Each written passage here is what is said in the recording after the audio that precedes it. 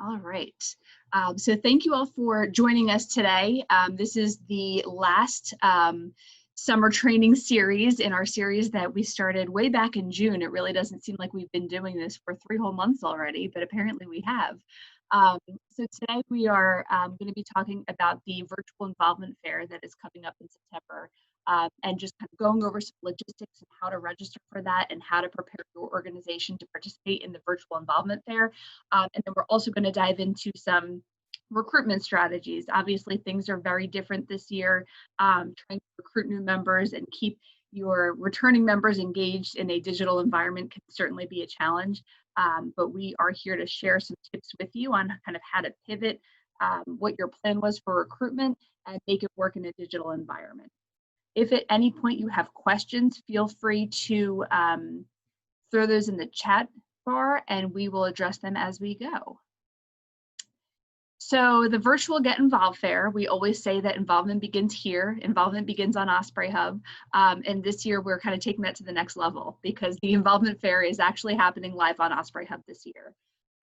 Our friends over at Campus Labs, who is they're the software company that essentially runs and powers Osprey Hub, has been working really hard over the summer to develop a virtual involvement fair platform that just connects right in with Osprey Hub. So we decided to, instead of doing the fair on 2 really long days, we've divided it into smaller chunks and are offering it for 3 different days. So we're going to have the involvement fair September 22nd, 23rd, and 24th, which is a Tuesday, Wednesday, and a Thursday from 11 a.m. to 2 p.m. each day. When you go to register, you can register which days you'd like to participate in. So if Tuesdays and Thursdays are the only days that you have coverage for your organization to participate, then register for those 2 days, and then you can either, I can show you how to register a little bit differently for that 3rd day. But I'm going to quickly walk you through on Osprey Hub. It's a very simple process, but I know that it's new, so I want to kind of walk you through how to register for the Get Involved Fair and make sure that your organization has all the tools that you need. So when you log into Osprey Hub, stockton.edu/Osprey Hub, you're going to go and click on the organization that you wish to register for the fair. Obviously, some of you might be e-board members in several different organizations. You'll have to go through for each of the organizations that you're wanting to register for and do those separately. So you'll go ahead. So for me, I would click on student development. When you get to this page, you're going to go up to manage organizations as you always would to access your roster, your events, whatever it is that you want to do. So as soon as you click manage organization, this is what's going to pop up front and center. So you can't miss it. There are 4 different fairs that we are running right now or have the registrations available for. Campus Labs is still kind of working out the little detail-y things. So everybody will have the opportunity to sign up for Meet the Greeks, but that is specifically reserved for fraternities and sororities. So if Literature Club decides that they want to be a part of Meet the Greeks, Joe is going to remove that registration from that fair. That event, sorry, Gabby, is only reserved for fraternity and sororities. But the other 3 are the ones that I really want you to look at. So again, there's a different registration for each of those days. So in the past, you would just register for the entire fair and we would assume that you were going to be there for both days. But now you need to opt in for each day of the fair so that we know exactly who's going to be there. So once you click sign up, it will lead you to a very simple registration. This is even better than the in-person registration. We're not asking you your name, your contact information, your special request. We're basically asking you for a summary that will help you promote your organization and a link to do a live video chat with prospective members. So the summary is an excellent opportunity to tell your story. Talk about what your organization is about, what you do. I think that the character space might be limited in there. Yeah, 200 character limit to make sure that it's kind of concise, but it describes your organization in a way that will be attractive to prospective members. And then there's going to be a link for you to do a live chat during the fair. If for some reason you want to have a presence in the fair, but you're not confident that any of your members are going to be available for that specific day or that specific time, then leave that space blank, and I'll show you how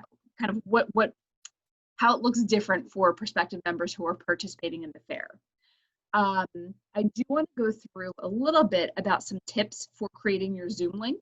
I understand that a lot of you have used Zoom from the participant end, but not everybody has actually gone in to create meetings before. So some news that's kind of hot off the press, I suppose, is that all student Zoom accounts have been upgraded. So students now have the same access as faculty and staff members. That is like, I think as of like Friday afternoon or Thursday afternoon, that went live. So if you log into stockton.edu/Zoom, it will bring you to the university's Zoom page to create your meeting. I'm going to kind of walk you through that really quickly,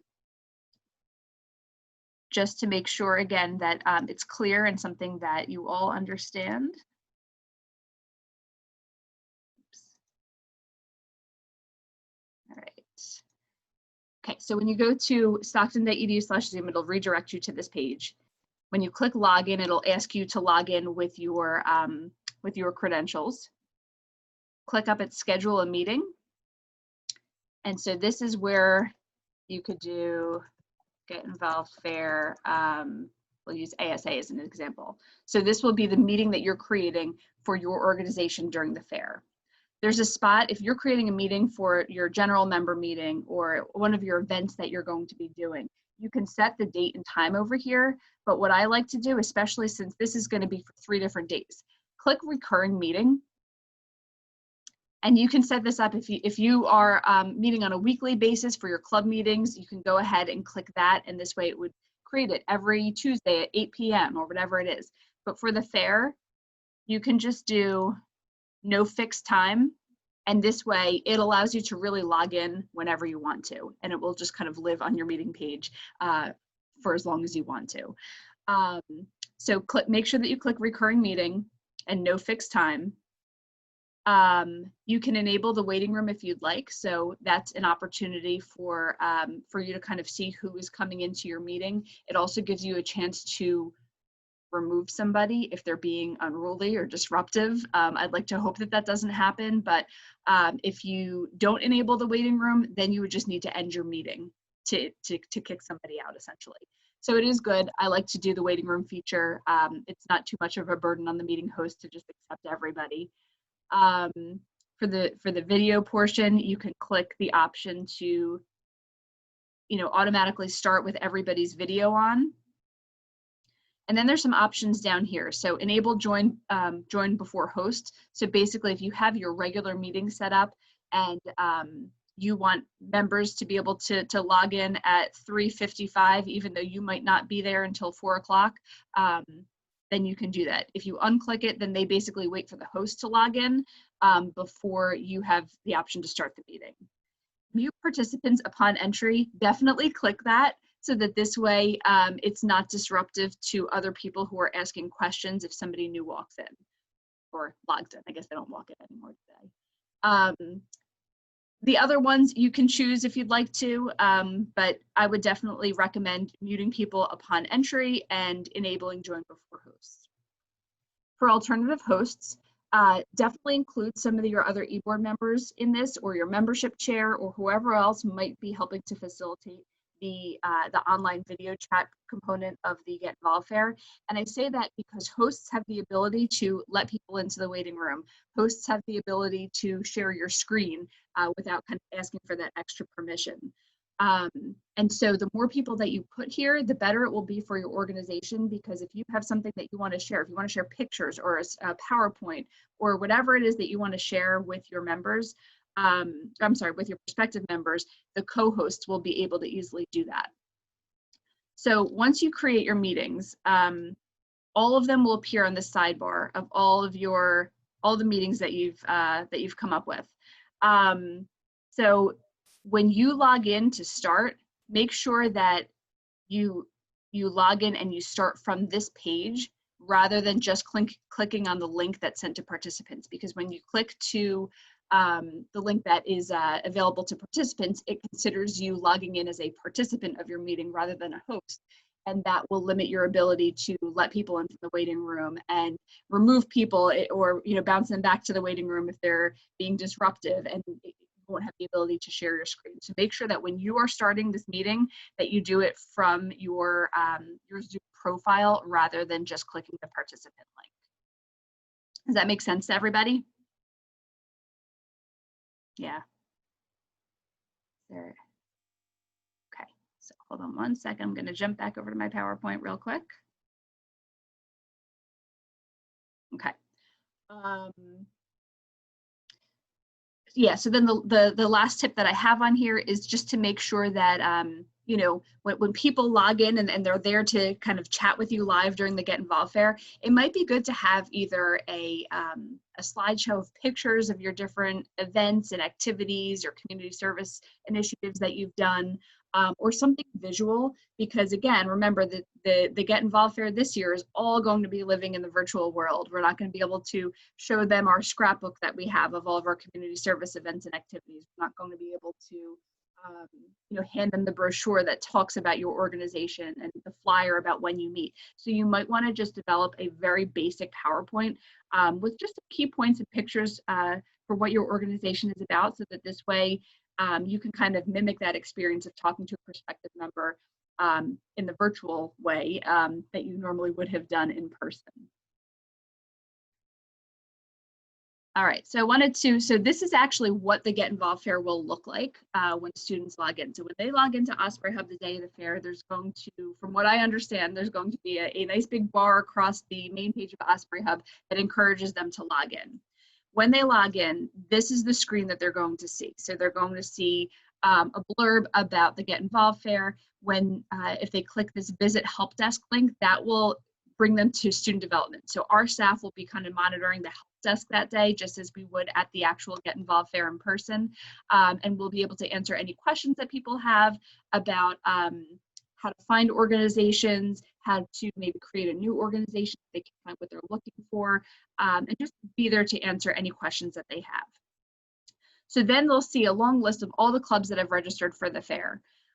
They can search on the left-hand side based on a keyword or the different categories of organizations. So if they're looking specifically for an academic organization, a community service organization, they will have that ability to click and kind of sift through all the organizations. So then you can see over here, I'm going to use Literature Club and MSA as examples here. So we see that they registered, we see that they put in their description. If you click on the actual Literature Club link, it will bring the members over to their Osprey Hub page to really look and explore the full profile. If you hit request to join, it will automatically send a membership request to that organization. And then if you click Meet Online, that will bring them to the live Zoom link so that this way they can engage in a video chat with members of that organization. For MSA, you can see that over here it just says contact, which means that they did not put in a link for a live chat because they might not be available that day.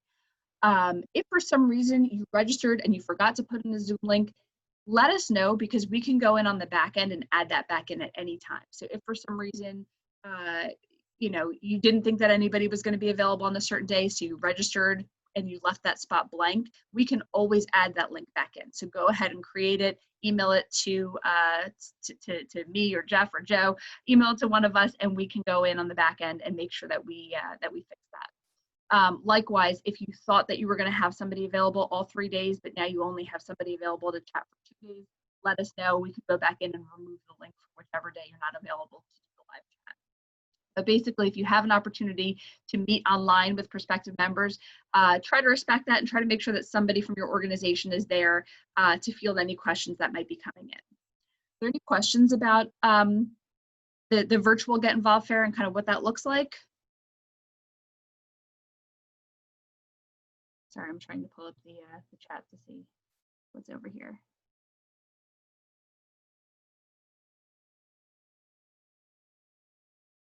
Okay, so if you're having problems adding co-hosts for Zoom, like I said, did you just try this today, Gabby? Whenever I signed up for the Literature Club Get Involved Fair thing, so that was like, I did it the day it opened, so I think that was a couple weeks ago. Okay, so try it again. Try to go back in and edit your meeting, because now that the Zoom accounts have been upgraded, my understanding is that students don't have to request to have a Zoom account now. I think that back in the spring you had to request specific access to Zoom, whereas now all students have it. So everybody should automatically be set up with a Zoom account. Okay. If for some reason you still have problems, I would reach out to our help desk. Okay. Not the student help desk, the ITS help desk. Okay. They should be able to walk you through that. But like I said, the Zoom accounts were just upgraded. I did reach out to them to find out, like, if you had made your Zoom link 3 weeks ago, would it automatically upgrade to the unlimited time frame? And the answer is yes, it would.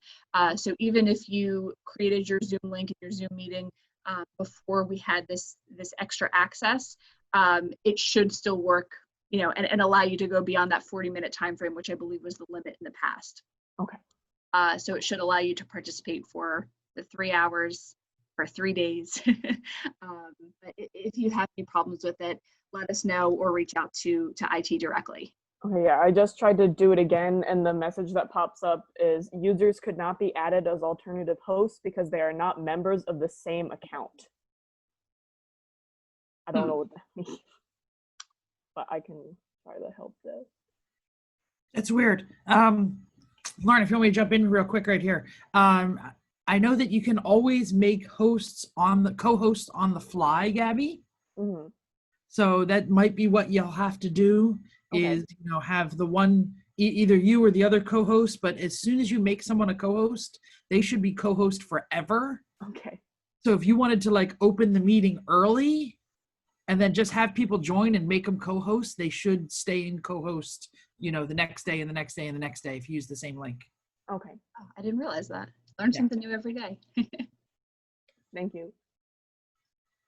All right. It looks like Dylan received an invite to be a co-host for the Lit Club meeting. So It's sounds like weird because now his is working, but we have one more officer that it's still giving us that message. Okay. Last time his didn't work at all, but I don't know, maybe in a week hers will also work. Yeah. Here's a bizarre theory, because I know that the account, as we talked to IT, the Zoom accounts were upgrading as you logged in. Mm-hmm. I wonder if that other officer hasn't logged in, so their account has not upgraded yet. Oh, maybe. That could be. Yeah. Try that. If it still doesn't work, reach out to ITS and they can help you with that. Okay, cool. Cool. Thank you. All right. So I also wanted to kind of go through and talk about how it's time for a quick Osprey Hub checkup.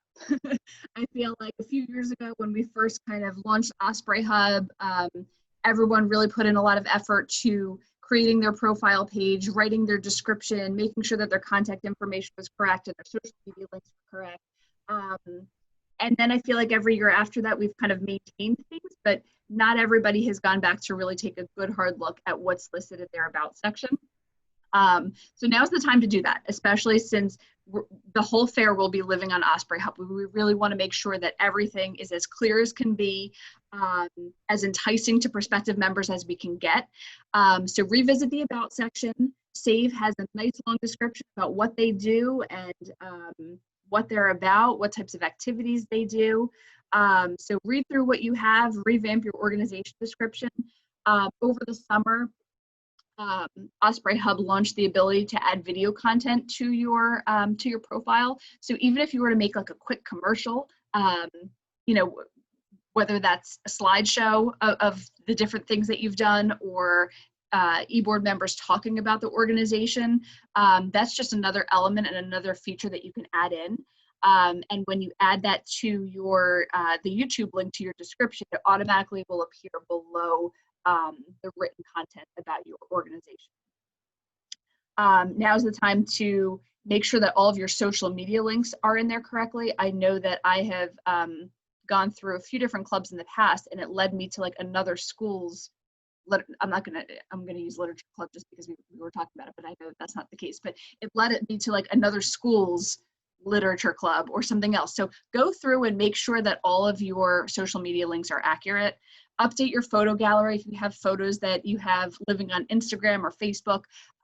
Just put some of those into the gallery on Osprey Hub as well so that you're adding another visual element for prospective members to see.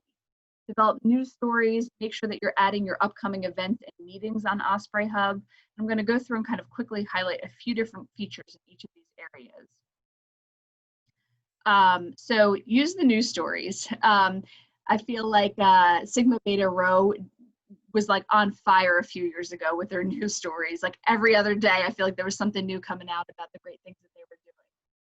So some ways that you can use the Osprey Hub news feature, maybe a welcome back article that talks about your organization, invites new members to come and check you out and talk with you at the Get Involved Fair, announce any of your upcoming events that are going on, publish your stories that highlight past events and past accomplishments and past community service initiatives and how you've met your goal or surpassed your goal.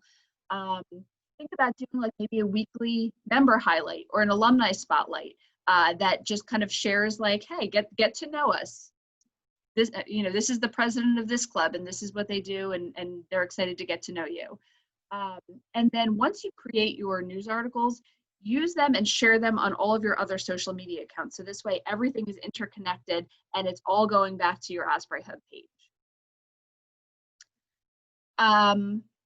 Show your story. So make sure that you are adding lots of images from past events. I've put a few examples on here about some groups that have been very active with the photo section on Osprey Hub. Again, this you can clearly see some of the things that the Asian Student Alliance has been doing over the last few years. You can very easily see what SAVE is about and some of the activities that they do. Same thing with Active Minds. You can visually see the story. And then just a few quick tips with Osprey Hub events. Obviously, we were just talking about this yesterday. I don't know who's going to be printing out flyers this year and hanging them in the kiosks and hanging them around campus, because I think that everybody's living in the virtual world. And so this is where people will come to get their information. When you create your flyers, create them in a landscape view. Don't use the regular old 8.5 by 11, this size flyer. Make sure that they're landscape. A really easy thing to do is to create them in PowerPoint. This way, like, it's automatically set up with almost the exact size that you need for Osprey Hub. You can save them as an image rather than as a PowerPoint file, which makes it easy to upload into Osprey Hub when you're ready to add your events. Keep them simple. Remember that when you look over here, you can see the virtual involvement fair and recruitment strategies. And then right underneath, it automatically tells you the date and the time and the location. So you don't need to cram all that information onto your flyer. Keep it really simple. And then if they want more information, it's only one click away. When you're creating your images, keep the information towards the center of the image, because typically when you go and you upload it to Osprey Hub, you'll have to crop out a little bit on the sides. So make sure that your information kind of lives in the middle and it's not expanded all the way to the edges or all the way to the top and bottom, because this way it'll just look a lot cleaner once you upload it to Osprey Hub. After you upload it, if for some reason it doesn't look right or the words are cut off, trimmed from the top because it was too close, just go back into PowerPoint, quickly rearrange it, and then upload it again so that it looks good. So I think that this was the end of kind of like the logistics for getting you set up with the virtual involvement fair. I know Joe has some other tips to share that are specific for kind of ways to engage your members once they're here. Let me just look back at the chat. Can regular members act as people who talk during the fair? Absolutely. You can definitely, just like you would do with the regular Get Involved fair where everybody signs up for specific times, you can definitely do that again and just add them as co-hosts so that this way they can start that Zoom link and really take things off from there. Are there any other questions specific to the virtual Get Involved fair before we move into our recruitment tips? If they pop up, just go ahead and throw those questions in the chat and we'll make sure that we address those. All right, but we'll move on to Joe. All right, can everyone see my screen? Awesome. All right, so I want to get into a little bit more specifically what are some other virtual recruitment strategies.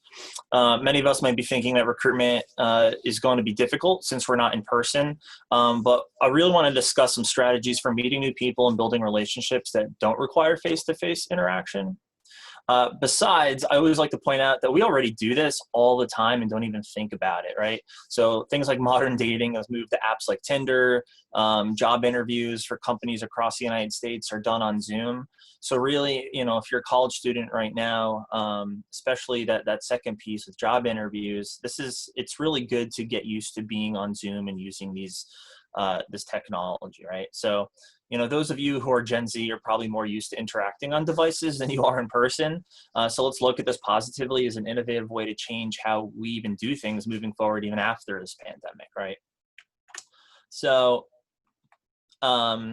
what I really want to talk to you today is thinking differently about how we do things, right? So traditionally, if you think about clubs and organizations at Stockton and how we kind of get our names out there. Yes, we've been using social media, but I think the culture here is a lot of tabling, right? Creating flyers we put up around campus, and then obviously hosting those in-person activities to get people really engaged. But right now, thinking about the future, we really want to pivot how we're doing things. So as Lauren talked about, using Osprey Hub and Zoom to your advantage are the big things right now. All right, so that's number one. And I included on this list, right, Osprey Hub articles Lauren just covered. I can't stress enough how good of an idea I think that is. I think more than ever, Osprey Hub is really going to be the hub for students finding information about clubs and organizations. So do as many articles as you can, even if it's a quick little thing about, activity that you just did and you can post a photo. I think that's really important just so people can see how active you are as an organization too. Record short video clips. I know Lauren just mentioned that you can add video now to your Osprey Hub page. I think that's such an excellent idea to be doing that. And I'll get into in a few minutes what that video should entail. But in general, I think utilizing video as much as possible and making sure when you do video that you're doing 20 to 30 second clips. Most people don't want to sit through a 5-minute video because we're so fast moving. So my recommendation is record those short 20 to 30 second video clips about why someone should check out your organization, maybe have somebody share quickly why they love being a part of the organization, whatever you think is going to gain some interest. And record a lot of these videos. They're easy to do. You just do it right on your phone. Don't think about high production at all. It doesn't matter, right? So everyone can do it from their own home or wherever we're all located right now. But really utilize that to your advantage, right? If you want to create a YouTube channel to save all of them, right? That's not a bad idea either.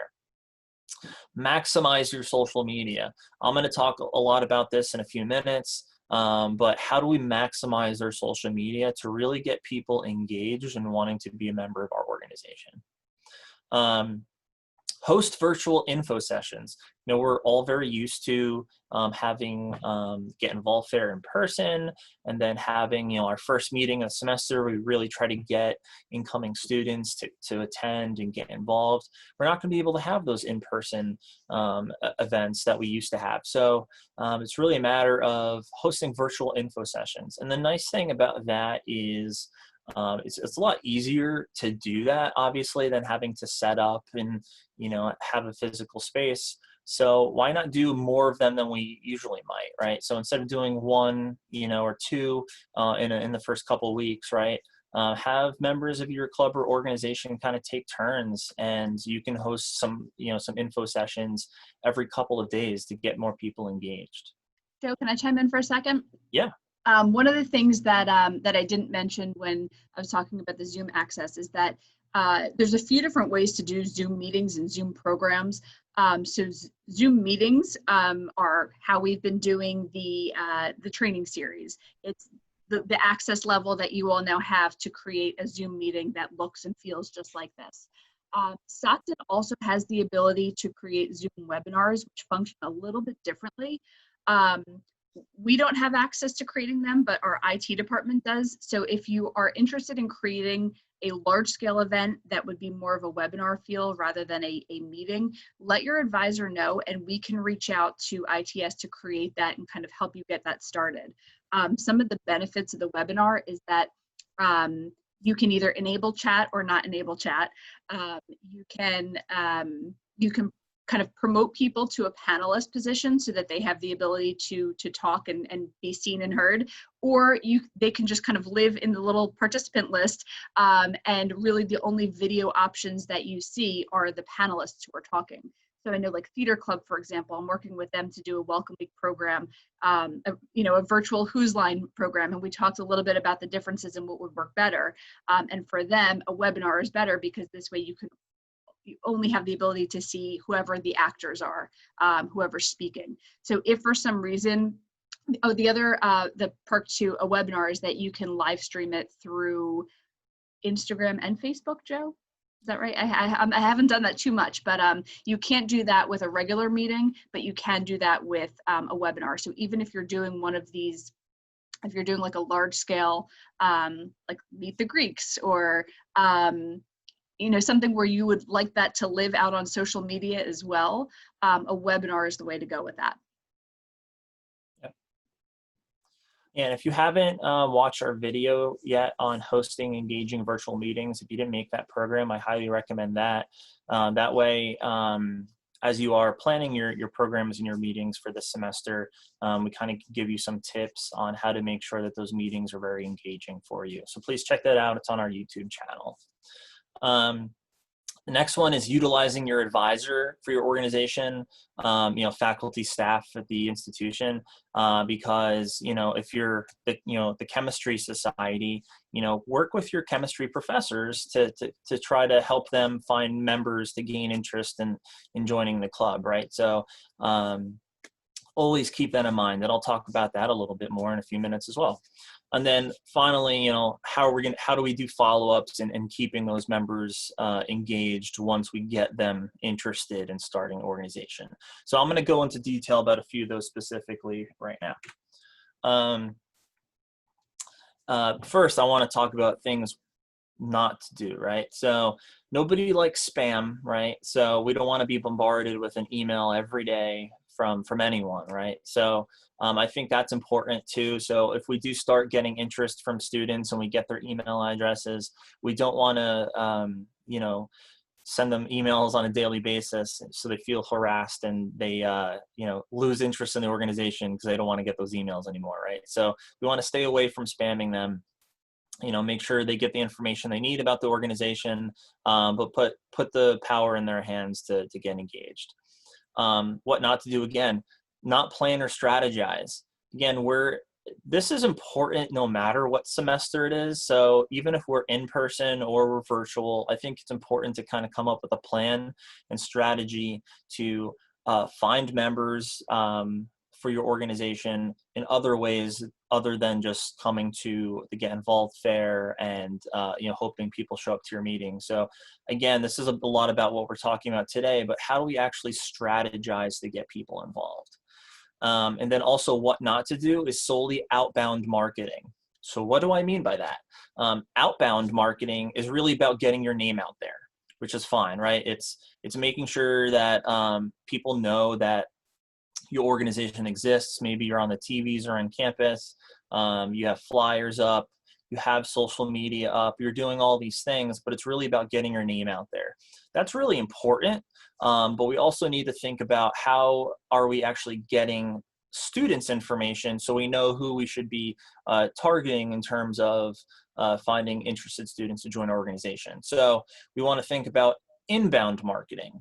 Inbound marketing is about marketing efforts that result in getting people to share their information with you, right? Share their name, their contact information, ideally more data about them and permission to continue connecting with them. So it's a little bit more interactive in that, yes, we're putting our name out there, but we're getting we're starting to create like a names list of students that are interested in joining our organization and getting their contact information. Right? So what are strategies to find those students to get their information so that you can keep connecting with them? And I think that's extremely important. So that being said, my question for all of you is, what is your elevator pitch? So when I talk about elevator pitch, what I'm talking about is, if you're going to interact with a student for 20, 30 seconds, how are you going to convince them that joining your organization, getting involved with your club, right, is going to be beneficial to them, right? We all have busy schedules, we all have interests, but to actually get involved in a club or organization, how are you going to get people to do that? So what's exciting about your club and organization? What are some of the things that you do throughout the year, right? So work on that elevator pitch as members of your club, do it as your full organization. Have conversations about, yes, we are the physics society. How do we get students involved in the physics society other than saying, okay, you're a physics major, maybe you should join the physics society, right? So what's going to be your elevator pitch to get people excited about actually being members, right? And you can use that elevator pitch in the videos that you create, the interactions that you have during our virtual Get Involved fair, right? Something to think about. And this is an important, I think, skill to work on anyway as an individual, because when you move on outside of Stockton, when you graduate and you're in a job interview, right, kind of think about that as an elevator pitch too. Why should we hire you? So think about this elevator pitch idea in regards to your club organization and what it means for recruiting new members. Hey, Joe, before we move on, there's a question in the chat, and I'd just like to read them out loud, even though Jeff kind of answered it, just so this way the people who are watching the recording can also see. Sure. How often do you think it would be appropriate to send out emails that's not spam? Is there a maximum amount of emails per week? I would think I would open this up to conversation, and people probably have their different opinions. But I think if you send a weekly email, that's fine. I mean, think about the emails that you receive from whatever it might be that you're a part of, and how often you actually read them, want to receive those emails. I think comfortably a week is a good maximum. I don't know if you want to be sending an email out every other day either, because at that point it also just becomes white noise, and that's the point where people they see they got another email from you, and they just they delete it and don't even read it. So I think you want to pack as much important information into an email and do it on a weekly basis, as opposed to less content more frequently. That would be my personal opinion. Joe, I'll throw in a tip here. One of the things I always tell Student Senate, because we know Student Senate has the ability to email everyone, is you need to make sure that your message is important to the receiver, because that is how it is determined on whether it is spam or not. So, if there is something incredibly intriguing happening for the club, but it doesn't really have anything to do with the members, or there's really no action item for the members, it won't be seen as important, as important, and it's always, put yourself in the receiver's position and think, do I really need this one right now, or can I save it up for maybe the end of the week, or as Joe was suggesting, the once a week email? And just another plug for Osprey Hub News. If it's something that you might not want to send out as another email to your full membership, you can always utilize the news articles, post a link on social media, and this way, if it's important to them, they'll click it and they'll read it. If it's not, they'll just scroll along and move along. Yep, absolutely. I agree with that as well.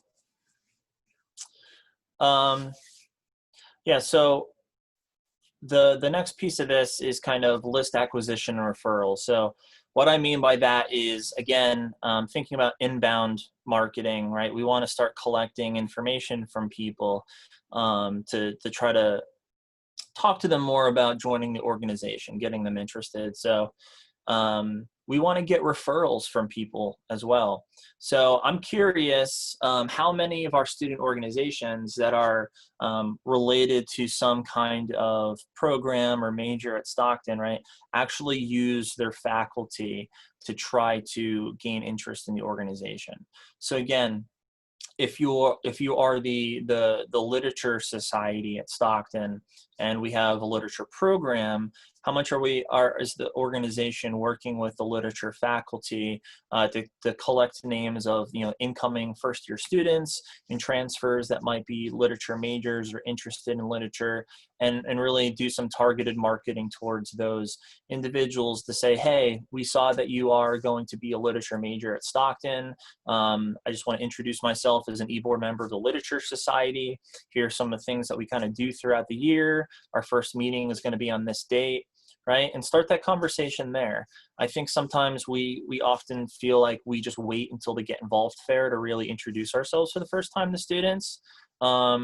But, utilize your faculty as much as possible to try to, target some of these students that might be interested in our club or organization. You're obviously not going to get everyone that way, because I might be a physics major, but still be interested in literature. So my name might not come up. But that's a good starting point, right?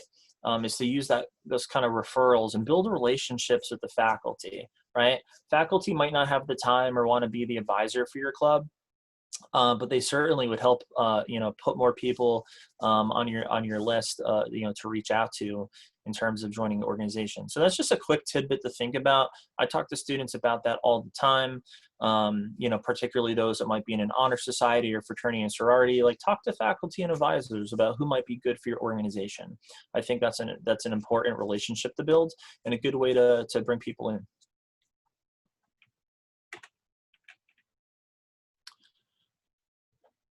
All right, maximizing social media. So there are a million ways to utilize social media to drive names onto your list of potential new members, right? And then we know that they also change every few months, it seems, right? I'm of the generation that Facebook started my freshman year of college, so I'm a big Facebook user. But for many of you that are Gen Z, we know that you're using new social media, right? TikTok and other things. So it's important to obviously stay up to date with those things. But here's some basic ideas to consider to use social media for more than just showing off cool pictures, of your members' summer vacations and things like that. So the first one is the follow and the follow back and the DM, right? So follow incoming or current students from your club account. Right. So maybe you find them in the Facebook group that is always created every year, new students, transfer students to Stockton. Seems to be a Facebook group every year for that. Which way you can find to find students on social media and follow them. When they follow back, that is an invitation to send a personal DM, making it clear you're not a robot, right? To invite a conversation about your organization or just about regular stuff, right? Add them to your list. So again, utilize social media to actually reach out to people. And if they don't ever respond, they don't follow you back, fine, but it's a good way to at least start engaging people, let people know that you exist. Scouring for connections. So nothing is wrong with spending some time looking through individuals who have self-identified as incoming students this year. Learn about them, connect with them if appropriate, offer to be helpful in their lives, right? Don't be creepy. I think that's number one important. But do be smart enough to realize that they're begging for a connection before they get to college, right? We can all remember when we transferred to Stockton, when we started at Stockton as incoming new students, that we're looking to get involved. We're looking to build connections with people. So, we're thinking about this week, right? New students are moving in the next couple of days. Right? We should spend some time this week if we have time, kind of trying to find who these students are and reach out to them, let them know what's going on at Stockton, offer them a helping hand, welcome them here, right? Sometimes getting people to join your club or organization is also about building relationships, right? It's not just about what the topical area is of the club. So think about that too. But again, don't be creepy about it. We want to be social media stalking people. But it's a good way, again, to utilize it to your advantage to build those relationships. Seek referrals. I already mentioned a moment ago. Share the fact that you're seeking to connect with students through your organization, personal social media feeds. But seek referrals from people. So, if you have a friend who's coming to Stockton and they're interested in chemistry, tell them to check out the Chemistry Society. Try to get their names so you can reach out to them yourself, right? Seek those referrals. And comment. See a current or incoming student posting some strong content, let them know. Give them some social media love in genuine ways so that they know they're being noticed. Invite further conversation in your comments, right? So I know we focus so much on posting stuff on our Instagram, but actually use things like Instagram to actually to comment and connect with people and send them a message and things like that. So I think those are important things that are a little bit more time consuming, but again, interaction and positive interaction over just, posting photos and it being kind of passive marketing, right? So reach out to people, make those connections. And then as we mentioned earlier, videos, those 20 to 30-second video clips talking about your organization, people's experiences in the organization, just talking about an upcoming event that's happening. I think sometimes, it's a lot more interesting to watch a 20-second video than to just see a still image. So something else to think about.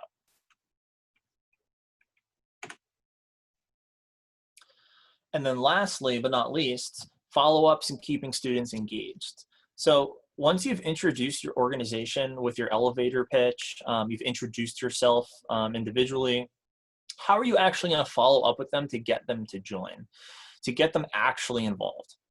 It's great you recruited students to accept membership on your Osprey Hub, but what now? What's the next step, right? Because we all know that we might get someone to accept membership on our Osprey Hub page, but does that really mean they're involved and engaged in our organization?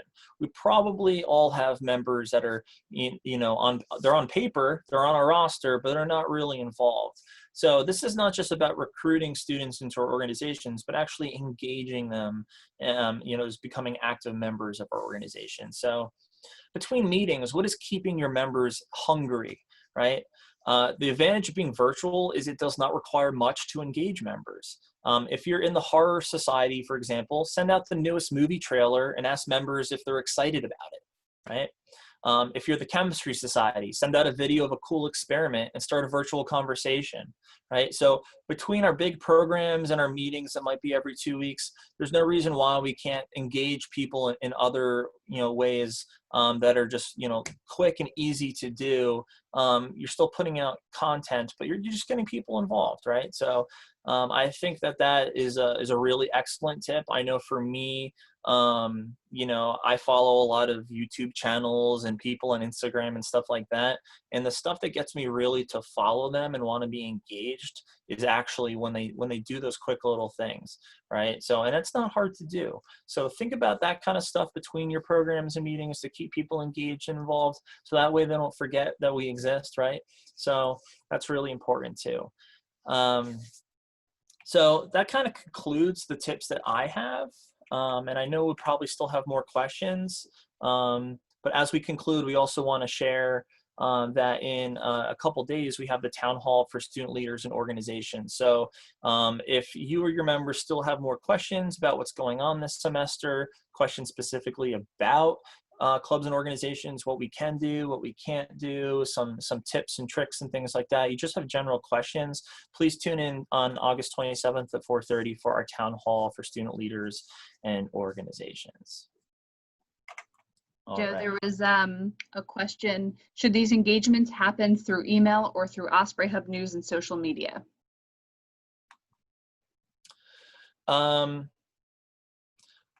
I think it depends on your organization. I think less email and more social media engagement and Osprey Hub engagement is probably the way to go. Again, I would just think about yourself. Some people check their email every hour and are really good about responding to emails and actually reading through their emails. But I think that, the average person probably doesn't do that. So, we're more likely to be on social media and things like that. So I would try to utilize that as much as possible. Keep the emails to a minimum and just focus on Osprey Hub and social media. Cool. Just a heads up, Joe, you're still screen sharing. There you go. Joe, I'll give a quick plug here. The Digital Hotness digital marketing program that's on our YouTube channel, and we'll also be doing it again during officer training, talks about how you stack Osprey Hub and social media interaction in some pretty interesting ways. So actually the answer is do them all. but how to do each one in a more, I guess, focused way, and how to mess with the algorithms that some of the social media uses is all contained in the Digital Hotness program. Are there other questions that folks have about the virtual involvement fair, recruitment strategies, anything that you all have been thinking about doing that maybe we didn't talk about today and you would like to share?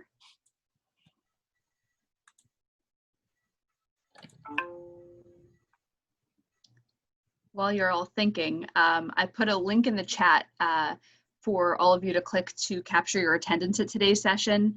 I know I've mentioned this at a few other sessions, but one of the new perks that Osprey Hub has rolled out this summer as well is that every event has a link to capture everyone's attendance. So if you're doing an educational program, a community service related program, or you just want to capture everyone's attendance so that you can follow up with those people who came to your first meeting, or who came to the meet and greet session. This is a great way just to capture everyone's attendance that are coming to your events, and follow up with them in a more strategic way. Yep. You never have to take roll call at a digital meeting. Nope.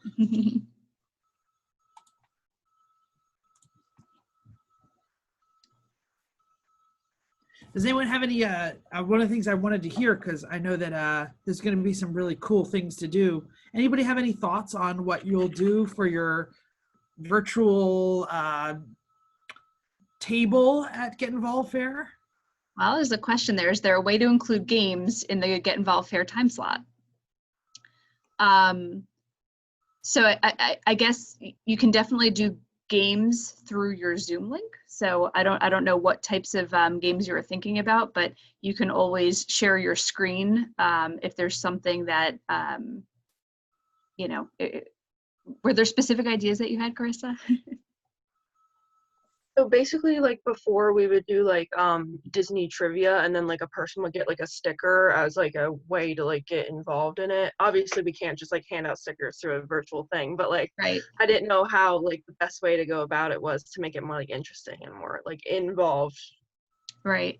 I know that Zoom has like a polling feature that you could use, but I think that works best when there's an audience that's all there at once. Like, I don't know that you can put up a poll and it capture all the data over like a 3-hour period. I think it's more of like, hey, give me some quick feedback. What day works best for our meetings?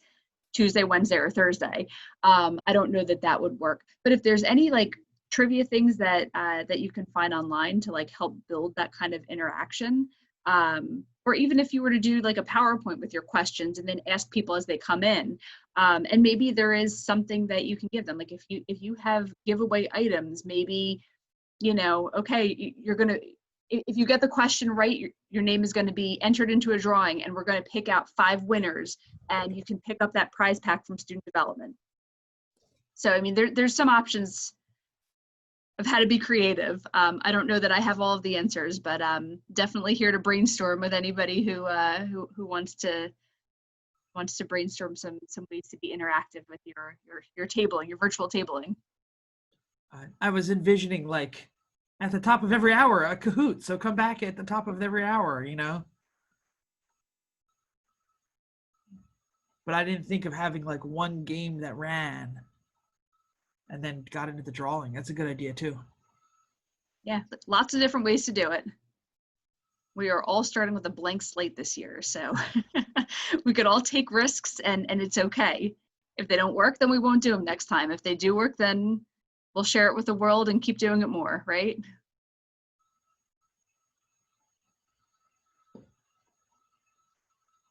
All right, any other questions, ideas? I hope that all of you will be joining us again on Thursday afternoon for our town hall event. The Zoom link is on Osprey Hub. It's also in the email that Jeff sent out, I believe, last night. As a way to log in. So definitely, read through that email, click the link to our website, because we do have our COVID guidance for student organizations up and live on our website. So this way you can all read through it, and then come on Thursday to answer any of those questions that you might still have. We're going to be going over all of the guidance on Thursday, but again, there's going to be a lot of time dedicated for Q&A. So definitely bring your questions and let us know how we can help you be successful this year. All right. Any other closing thoughts, Joe or Jeff? Two most important things at the Get Involved fairs: have something interesting to say and have a date and time for your next item. Whether it's a meeting or an event, just know that everyone who walks up, you're telling them two things: who you are, and by the way, next Tuesday, we're doing this. Yeah, some kind of call to action. Yep. Yep. Work on your elevator pitch. Yep. Yeah. Wonderful. All right. Well, we're here. If you think of questions later, feel free to reach out to any of us. And we will see you all very soon. All right. Thanks for stopping by today, and hopefully see you on Thursday. Take care.